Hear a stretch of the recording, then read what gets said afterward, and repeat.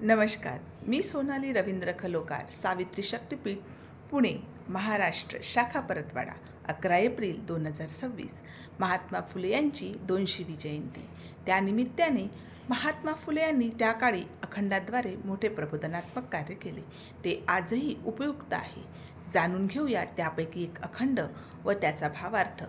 आजचा अखंड आहे: धूर्त आर्यभटी मत्सर निसंग, अहंपणी दंग दया नाही. मूळचे क्षत्रिय भिल्लासह कोळी, घाली रसातळी वैरभाव. भोळ्या इंग्रजांनो जागे कारे व्हाना, विद्या त्या सद्याना जगबंधू. तसे न कराल तर ईशा रागवाल, पश्चातापी व्हाल ज्योती म्हणे. जाणून घेऊया या ओळींचा अर्थ. या ओळींमध्ये समाजातील अज्ञान, गुलामगिरी, इंग्रजांच्या राज्याबद्दल कवीने म्हणजेच महात्मा फुले यांनी तीव्र शब्दात इशारा दिला आहे. लोक एकमेकांबद्दल मत्सर, अहंकार आणि स्वार्थाने भरलेले आहेत. त्यांच्यात दया, प्रेम किंवा एकोप्याची भावना उरलेली नाही.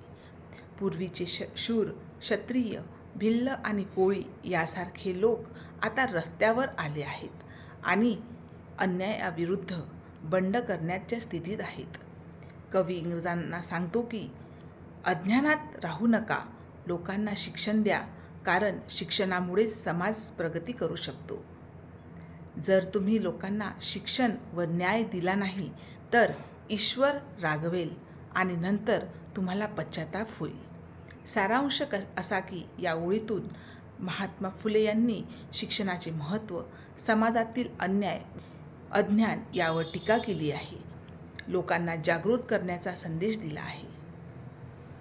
महात्मा फुले यांनी दिलेला संदेश आजही उपयुक्त आहे आणि तो आपण आपल्या जीवनात उपयोगात आणला पाहिजे, अशी मी सावित्री शक्तीपीठ, पुणे, महाराष्ट्राच्या वतीने आपणा सर्वांस विनंती करते. जय ज्योती, जय सावित्री.